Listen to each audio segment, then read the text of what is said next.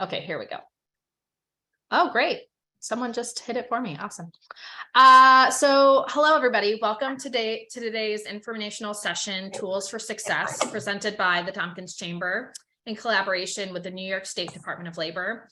We're excited to present this. It's super relevant and timely workshop about the Shared Work Initiative. So a special thanks to Rick Grossi, project manager over at the DOL, for helping us put this all together.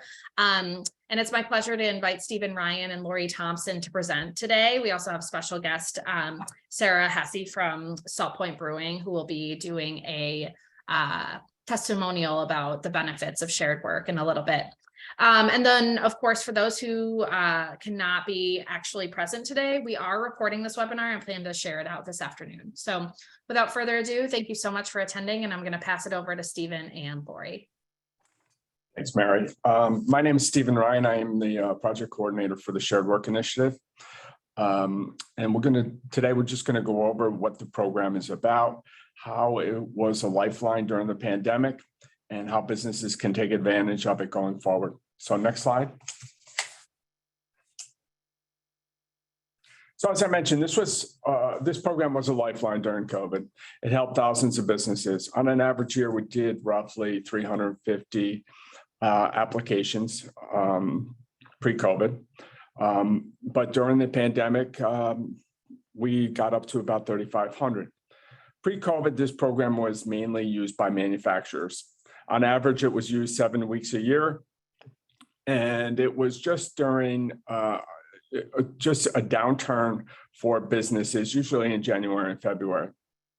So during COVID, as many of you know, the Labor Department was very busy, and I was overseeing all the career centers and our business engagement unit, and we had to move over 1,100 staff to do unemployment insurance. While that was taking place, we also had to take a look at what we could do with the shared work program.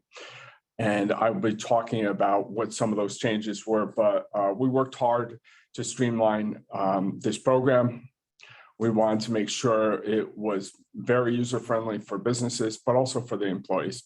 And we learned a lot during COVID of how much businesses really wanted to take care of their employees. So next slide.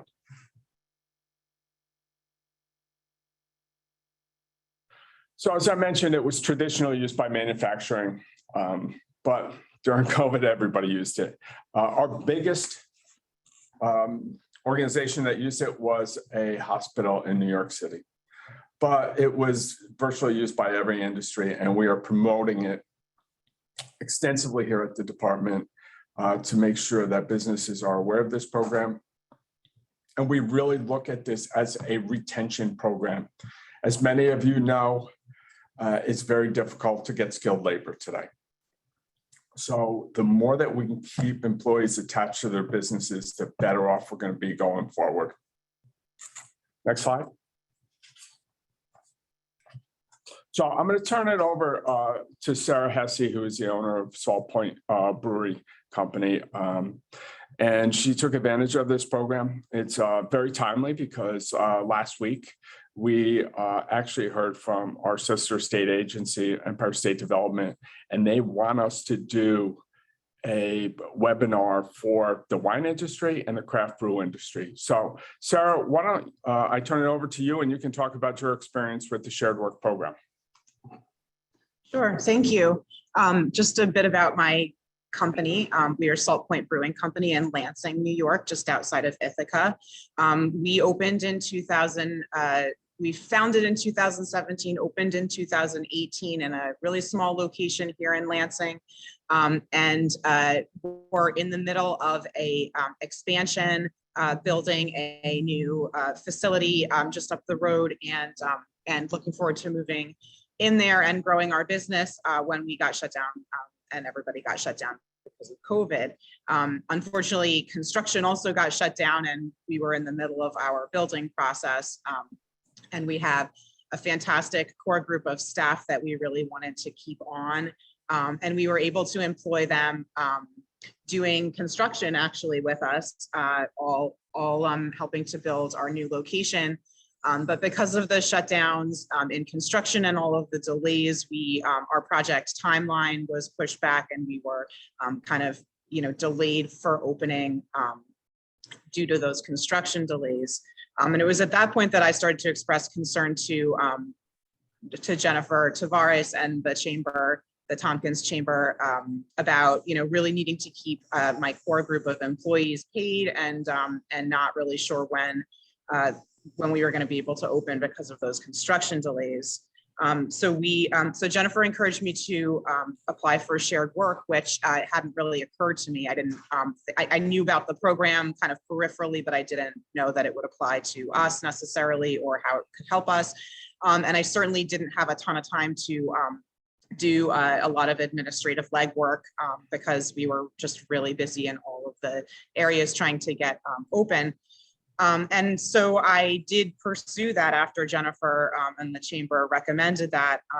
And I have to say the program was extremely helpful. The process was really easy. I had somebody on, like some person on the line directly, immediately. She was able to walk me through my side of it, and then also provide resources to the employees that I was putting on the shared work program. And it really made the process work really well for us, and super easy for us and for our employees, which was really very important for me, that my employees didn't have to have the burden of a whole lot of paperwork or legwork to keep getting their paychecks. My priority was to keep them paid as consistently as possible. And so we unfortunately were only needed the shared work program for a couple weeks until we were able to complete our construction and open and regain cash revenue at that point. But it really was a huge load off my mind to know that my employees were going to get paid and that they could stay with us despite all of the construction delays and delays that we had in opening due to COVID. So I just want to say thank you to the Department of Labor and the Chamber. And I think that this is a really great program for small businesses as well as clearly large businesses. And the process was really easy and user friendly, like I said, for both me and my employees, which makes a critical difference. Thank you, Sarah. Sure. Thank you. Okay, next slide.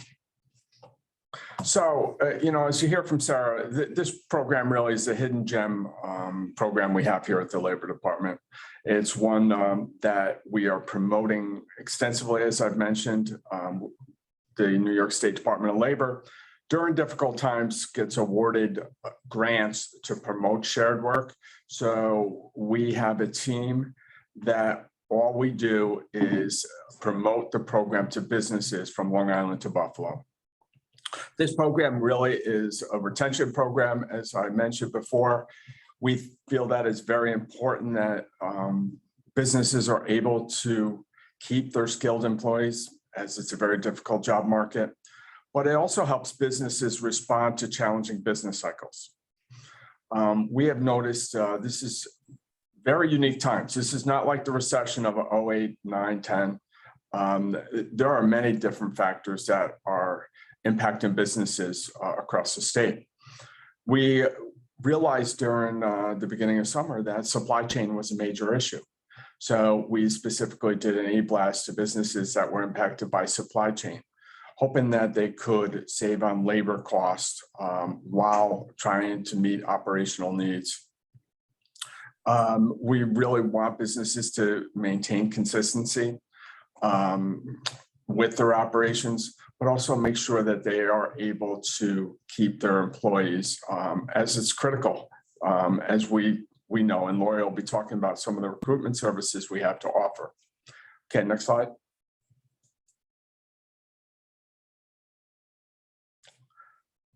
So when we started during COVID, looking at how this program could be used, we had to think outside the box. And that's what we continue to do. We're very strategic on how we market this program. Just recently, we hit the financial industries, especially the mortgage lenders, because the impact on the rising interest rates. And you'd be shocked, how that industry is being impacted by those interest rates and how much of their business has dried up. But we also use this for seasonal. And we really want people to start thinking differently and using this to bring seasonal employees back early. When I talk to a business, a seasonal business, they told me it takes them 5 to 10 days to get up and running to be fully operational at the beginning of the season. If they're able to bring back a couple people early, they could put them on a shared work program, meaning that they would work a reduced workload, but also collect unemployment for that other period of time. But they would be able to start immediately. And that's better for the New York State economy as a whole. We are also marketing it this fall because we want businesses to go as long as they can. These seasonal businesses, if you're a blacktopper, you go as long as you can. They have a lot of business. But it also it's precious and it preserves the business's labor force. Okay, next slide.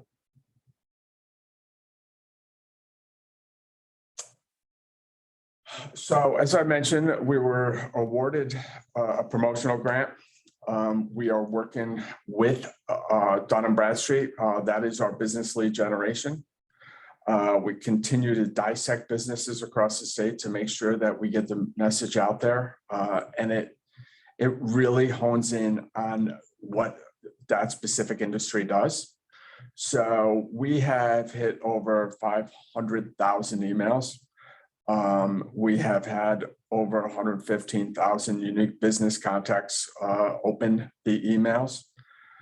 That has led to many businesses requesting more information, which has been critical, and it just keeps the flow going and the conversation going. We have staff follow up with phone calls after a specific e-blast so that they can further discuss the program. And as you can see, we have been doing presentations. We just recently were at the Business Council tabling. We're at the SHRM conference in Turning Stone tabling. We will do over 25 presentations to business organizations and chambers. We're doing customized presentations. We are using every tool in our toolbox to get the message out there on shared work. Okay, next slide.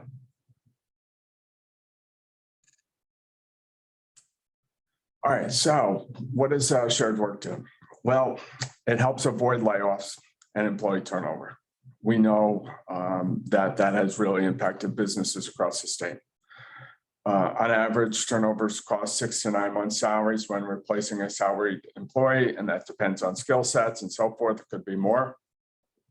So we look at this program as a savings for businesses on the recruitment side, but they also save on the labor side because they're not paying full wages. So, we look at this. I've dealt with many different industries during COVID, and it really keeps morale up at the business. Matter of fact, I just recently talked to a local pool company, and it was the employee that said, we used this program 4 or 5 years ago, and they brought it to their general manager. We had a call with them, and they have signed up. So the word is getting out there. It really does. It's good for the business because it saves money, but it's also very good for the employees because it is much better than having a full layoff. Okay, next slide. So shared work provides businesses a lifeline to combat seasonal periods, to meet operational needs. Businesses have the flexibility to reduce work schedules by 20 to 60%. Shared work is based on a 40-hour work week. That is critical. When we compare this against unemployment insurance, unemployment is based on a 30-hour work week. And that does make a difference because it helps the employees. Employees receive a reduced pay rate from the business, and then they get a percentage of that from unemployment insurance. But if somebody was to, say, be reduced to 25 hours and they were to go on partial unemployment, there is also a cap on that of $504. If they're more than that being reduced, they're not eligible. Shared work, they would be eligible. So there's many different benefits to this. So it really is, once we are able to have a conversation with the business, talk about the benefits, it is really the hidden gem program. It also gives businesses an option, you know, especially during COVID, to bring back furloughed employees on a part-time basis. We use this, you know, we promoted this when restaurants were able to do takeout. So they weren't able to bring everybody back, but they were able to bring some people back. So they signed up for a shared work program, and it was very beneficial to the business and to the employees. Okay, next slide.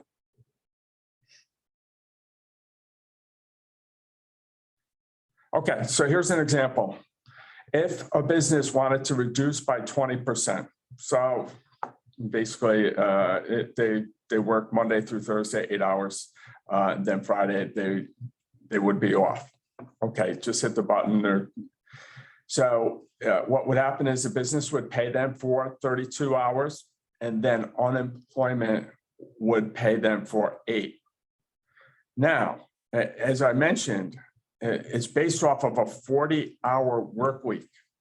So that is a big difference between partial unemployment or unemployment as a whole, because that's based off of a 30. So these employees do better.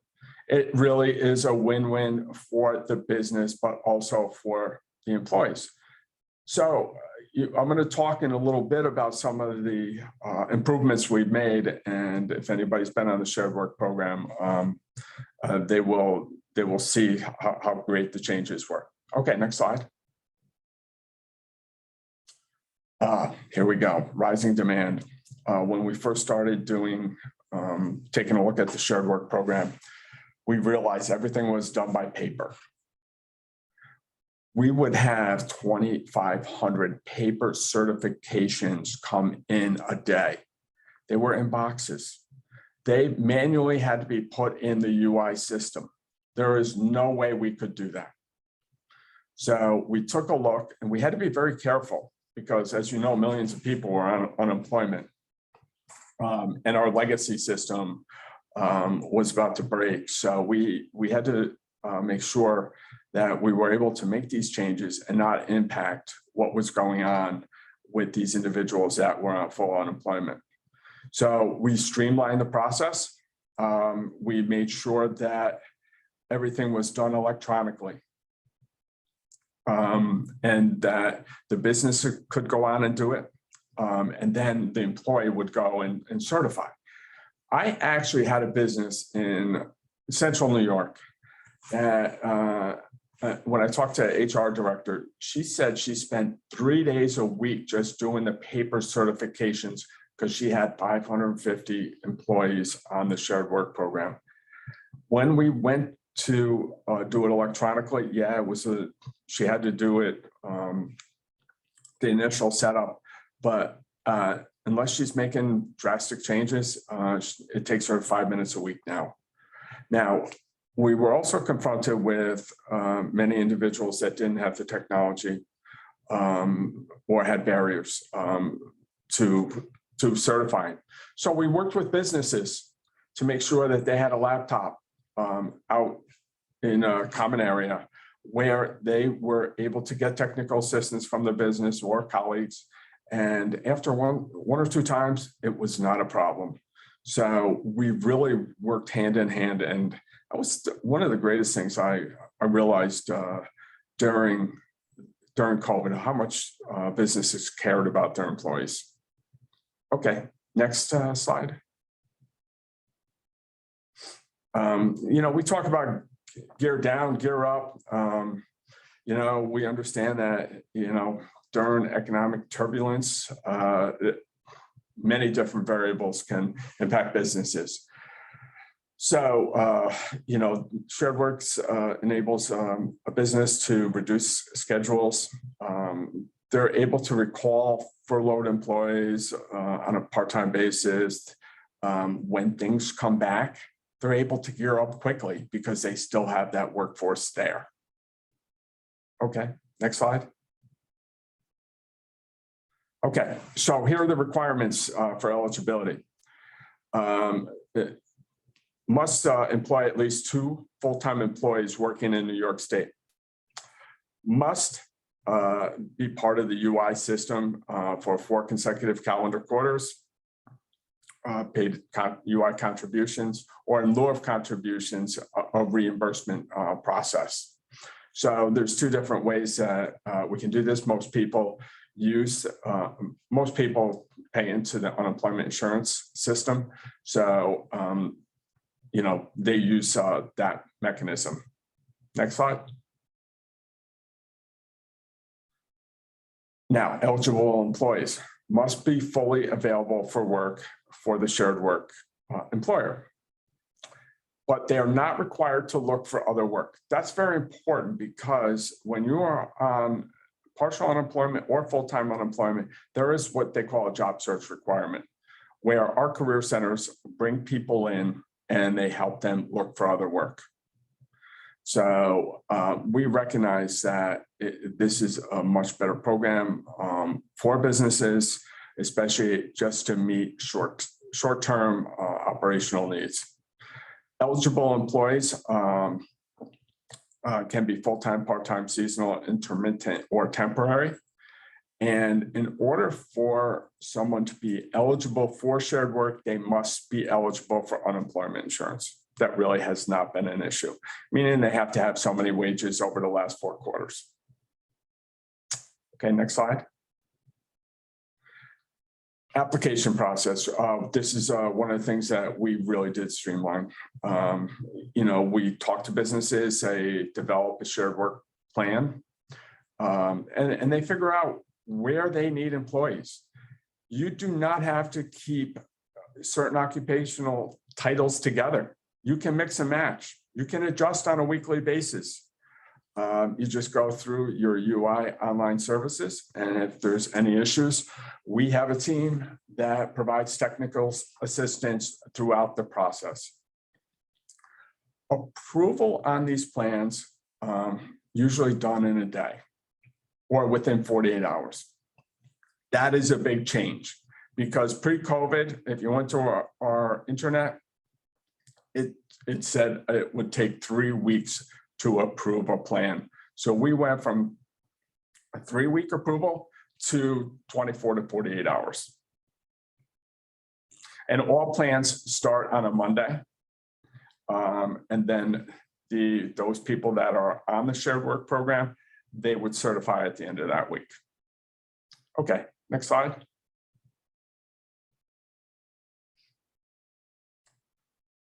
So the employer plans, you figure out who you're going to reduce, how much you're going to reduce, and corresponding wages.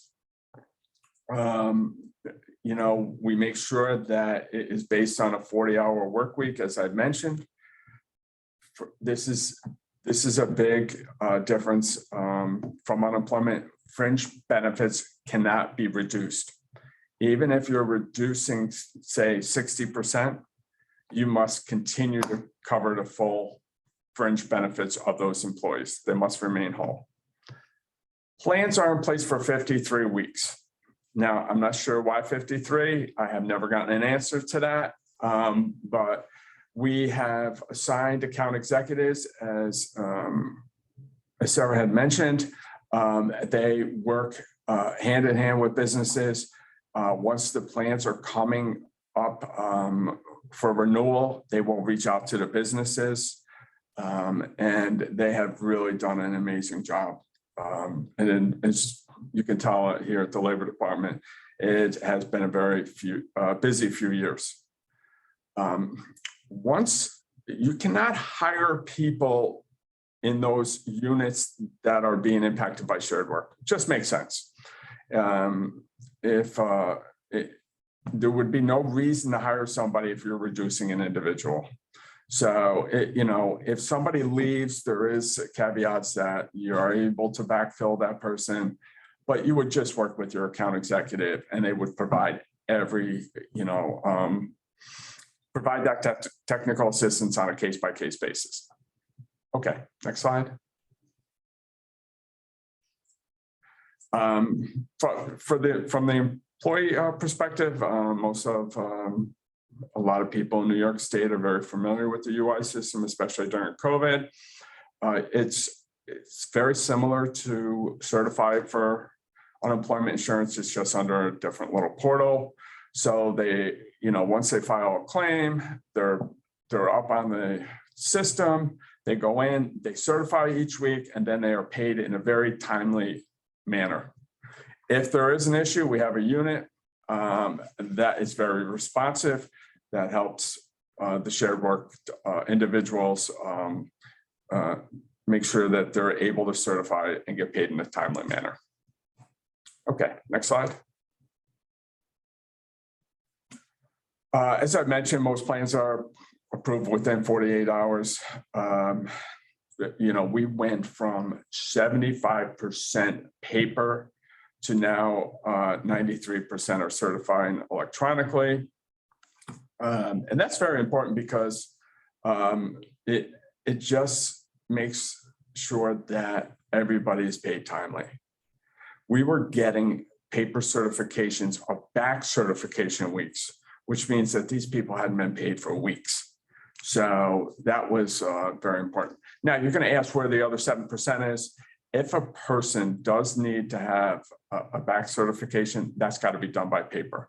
We are going through a revamp of our UI system, and we're hoping that will help alleviate that issue when that rolls out in 2023. Support, you're not going to find better support than this shared work unit. They're very passionate about what they do. They want to make sure that they help the businesses. They want to make sure they help the customers. We really worked hard on that customer service aspect because it was critical. We really worked hard across divisions to increase the marketing of this program and to better provide technical assistance. Okay, next slide. Now, here's some new things on shared work. During COVID, when this program came out in 1986, you had to have 10 people on the program. We are now down to 2. When prior to this legislative change, there was only a maximum of 26 weeks that an individual could claim shared work. During COVID, we had businesses that really were adamant, we need this longer than 26 weeks. Very difficult time, and everybody was just trying to make ends meet. So what happened was, in working with the legislature, we went from 26 weeks to 26 weeks times an individual's weekly benefit rate. The maximum rate on unemployment insurance is $504. So if you times that by 26 weeks, it's a little over 13,000. So what happens on shared work is now you just draw against that during the 53-week period until that runs out.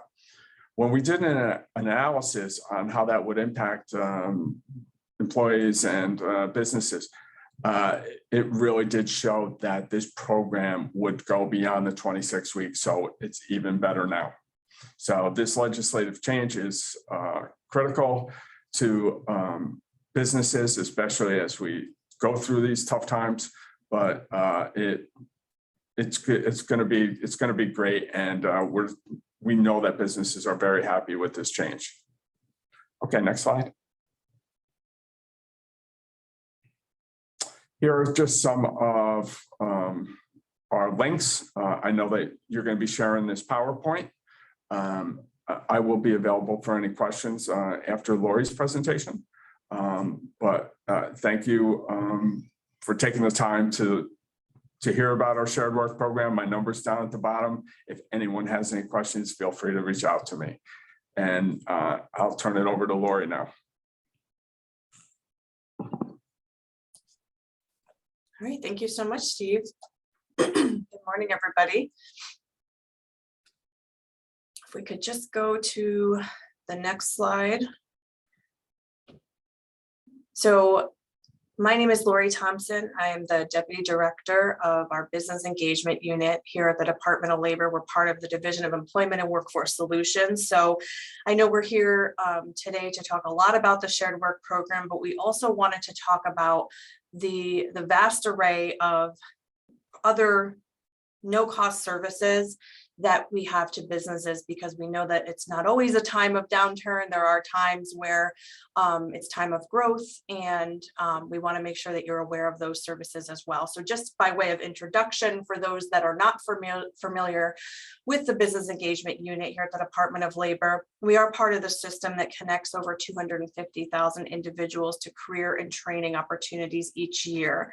And our mission is very simple. We seek to create and connect talent pipelines to the opportunities of our business customers.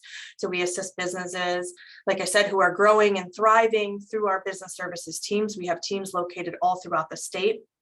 And we also help businesses that are facing downsizing and closures with layoff aversion, like the shared work program, and through our rapid response services as well.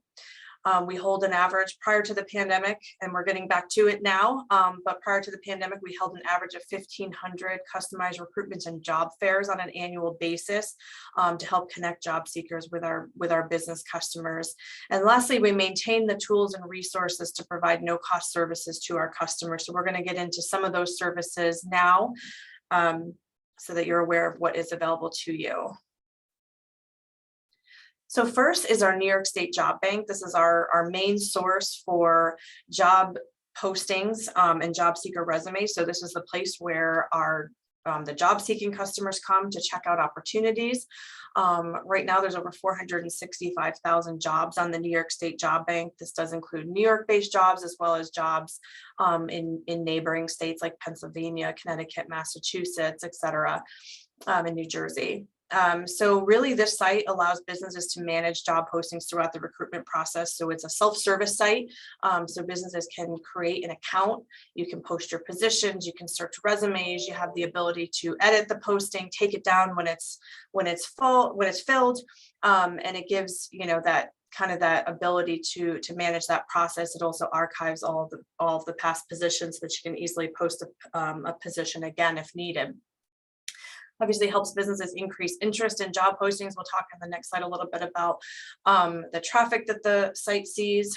And again, flexibility. So the job bank is a self-service site where businesses can post positions, but we also have a couple of other ways that you can post positions as well. One of which is through indexing, which is an automatic feed that takes jobs right from your career site onto the New York State Job Bank.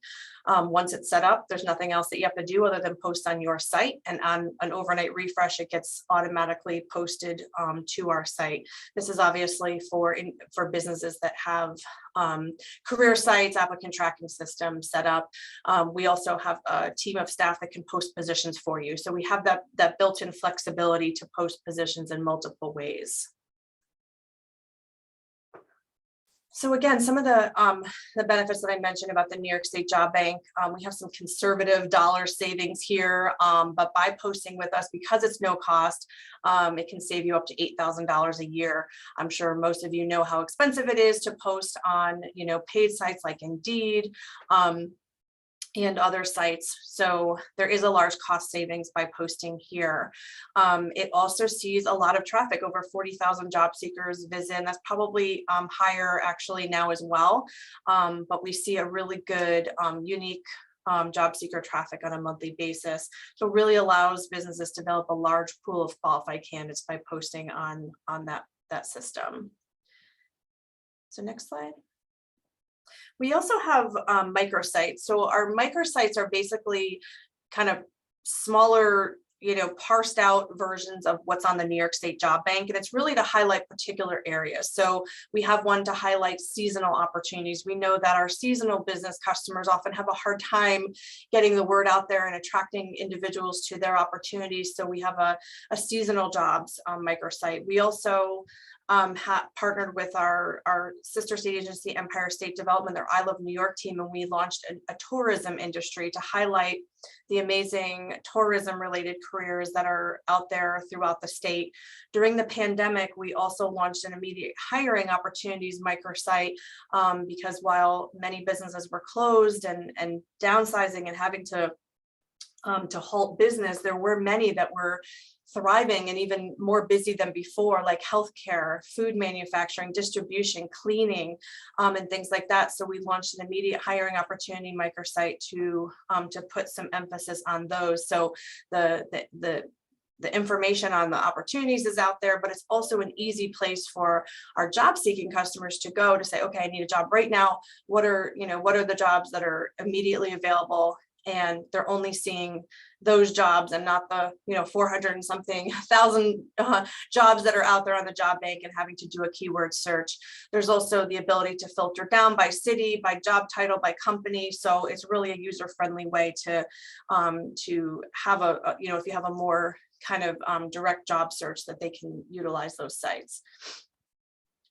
So next slide. So I mentioned the recruitment events. Prior to the pandemic, we were averaging about 1,500 recruitment events on an annual basis. We're getting back out there. We've been back out there for almost a year now. So we're getting back to those numbers, but another cost savings here. It can cost $500 for a booth at a virtual event or an in-person event, or somewhere around there. So the cost savings can be up to $13,000 a year by utilizing these additional recruitment services. So we do large regional career fairs where we'll have 100 businesses or a couple hundred businesses. We have mini job fairs that typically take place in our New York State DOL career centers or local libraries or community centers around where our career centers are. We have dedicated recruitment events. So if a business has a large need or they're opening up a new location and we want to, get a large pool of individuals for a large need for a business. We also launched a virtual career fair platform during the pandemic so that we could continue to make those connections between our job seeking customers and our business customers. So it says new there, but not so new anymore. Our virtual career fairs, we hold them on a monthly basis.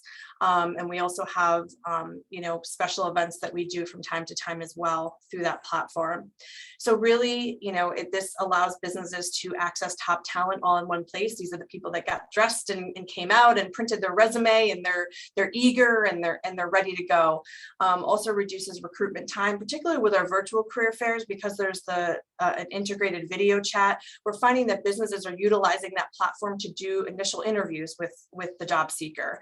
So they're leaving the event already having done the first step of the process, or they're leaving that event with an interview scheduled. So really accelerating those hiring timelines and reducing that whole process by making those technologies available. So another big thing that we do is marketing. So the next few slides, I'm going to talk a little bit about the marketing that we do. So by participating in events with the Department of Labor, you're kind of part of that marketing strategy. So each month we put out a calendar. On the left here, you can see it's job seeker facing. So we're letting job seekers know about the dates of the upcoming events, the regional events that we're having. Over on the right, we're letting businesses know in the same way. We have a monthly newsletter that goes out to our business customers that let them know about what we have going on at the Department of Labor. And this is one of those pieces. Go to the next slide. Thank you. So this is just another kind of example of some of the social media posts that we do. We are highlighting businesses and the job openings that the businesses have, not just the number of businesses and the number of openings, but we're actually highlighting some of the businesses' names. So getting the word out there about opportunities. And over on the right, we did a I Love New York Tourism Career Fair. So that's just an example of a Twitter posting about that. And this is just an example of some of the flyers that we've done. So again, getting your name out there, job seekers will see that, a particular business is going to be at the event and particular opportunities are going to be at the event. So they come looking specifically for a business. So we like to get the business's name out there ahead of time so that the job seekers know who's going to be there and who they should look for once they get there. So this is just a little bit about the email marketing that we do. We have the ability, you can imagine over the course of the last 2 years or so, millions of people have touched our system. So they may not be unemployed today, but they are in our system and they may be looking for, something different, something better. So we have the ability to market really strategically based on, what a business needs. So on the top there's just some numbers of emails that we sent out last year. We're going to be updating that as we're nearing the end of 2022 already. But really what we do in our marketing, we have staff here that are really skilled in making sure that we're highlighting what needs to be highlighted. Sometimes businesses, have a job description that's just been the same job description forever.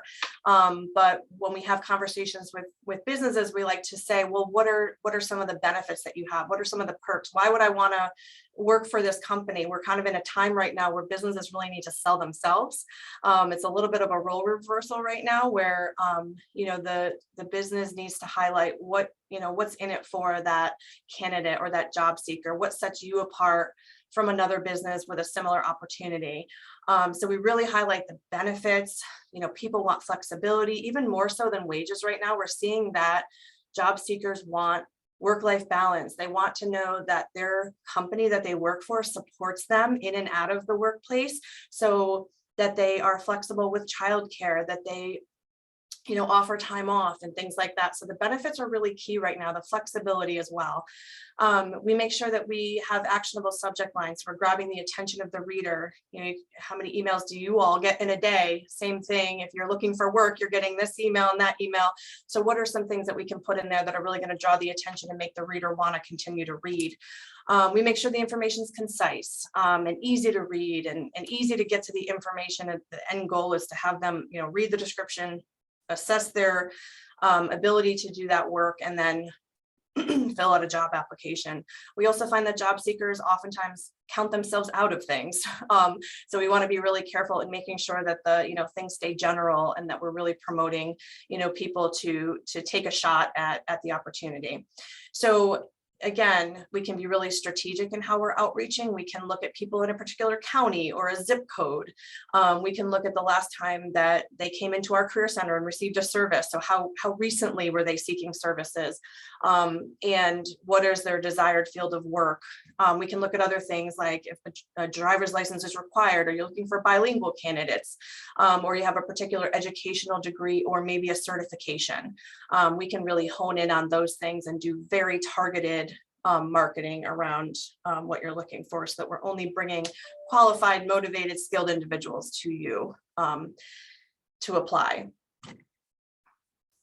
So really quickly, I'll go through some hiring incentives and funding opportunities.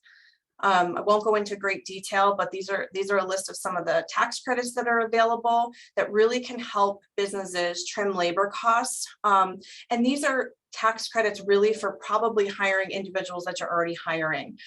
So we have a work opportunity tax credit program, workers with disabilities employment tax credit program. The WOTC tax credit is, hiring individuals that may have barriers to employment that are in particular categories. We have a New York Youth Jobs Program, which is basically a tax credit program for hiring youth between the ages of 16 and 24. Hire a vet tax credit, self-explanatory, and some others there. But there's a link here, and I think we'll be sharing this out after as well, where you can take a look and see what tax credits might be available to your business.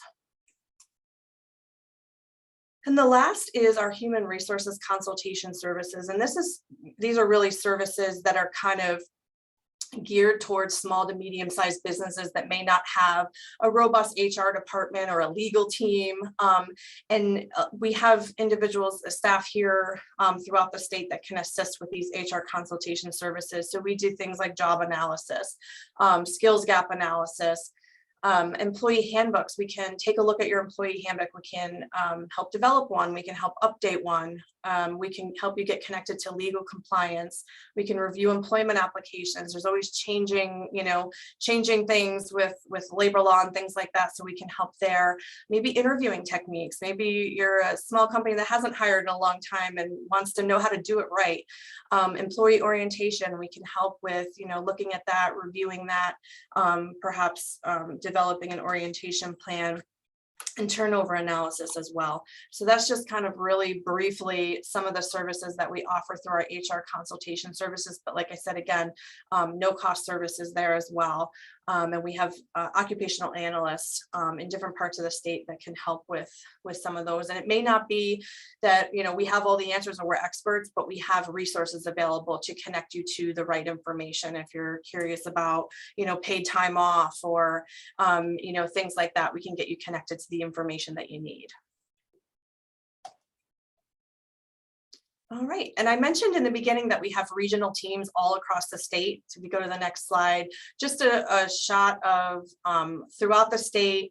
Obviously, we'll highlight the southern tier. David Croston is our associate business services representative for the southern tier region. He's located in Binghamton, actually Johnson City. And he has a team that's located all throughout the southern tier. So we're available to assist you should you need any assistance at all. Obviously, Steve's team is available to answer any questions about the shared work program, but we have lots of other opportunities to take advantage of cost saving and no cost resources that can assist you at any time. Thank you so much.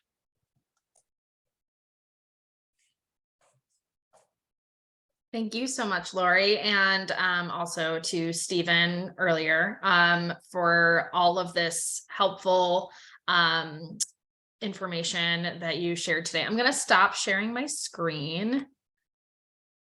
And I just want to open up the opportunity to give any attendees an opportunity to ask any questions for Laurie or Stephen. And I know that they had both shared their contact information on the slides, and I can absolutely distribute that after when I'm sending out the link. Laurie and Stephen, I'm sure that's okay with you to share out that your email. Okay, perfect. Yeah. So, if any questions come up later that, you can't think of now, I know that they both welcome that. So I'll just give a second to see. Okay, awesome. Well, it looks like there aren't any questions right now. So I will stop recording in 1 second. But once again, I just want to thank the Department of Labor, Laurie, Stephen, Rick, everybody over there for providing this just depth of knowledge that I'm really excited to share out with the rest of our chamber members, because I know, as we mentioned at the beginning, this is incredibly relevant and timely. And I know that there are many businesses that are going to be searching for this information, and I'm really looking forward to being able to share this with them and connecting them with you to provide these resources further. So with that, thank you everybody so much for attending, and I hope that you have a great rest of your week. Thank you. Thanks.